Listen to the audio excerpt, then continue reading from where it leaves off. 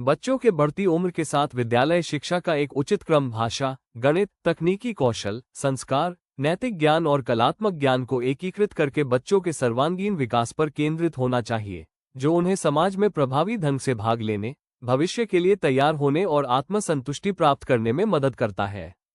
शिक्षा के क्रम का विवरण।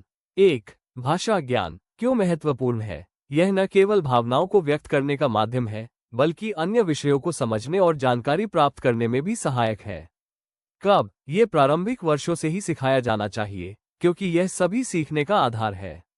2. गणित और विश्लेषणात्मक कौशल क्यों महत्वपूर्ण है? गणित मस्तिष्क को तार्किक और विश्लेषणात्मक बनाता है, जिससे विज्ञान, सामाजिक विज्ञान और अन्य जटिल विषयों की समझ विकसित होती है।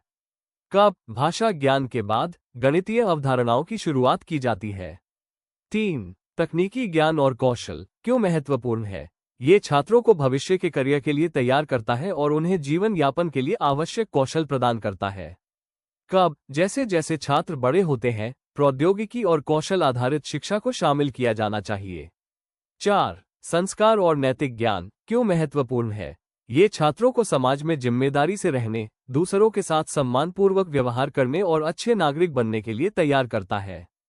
कब? ये पूरे शिक्षा काल के दौरान निरंतर सिखाया जाना चाहिए।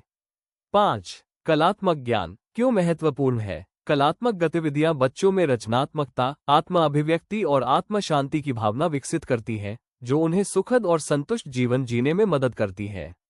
कब? इसे प्रारंभिक स्तर से ही एक पूरक के रूप में शामिल किया जाना चाहिए और बाद के चरणों में इसे और बढ़ावा देना चाहिए,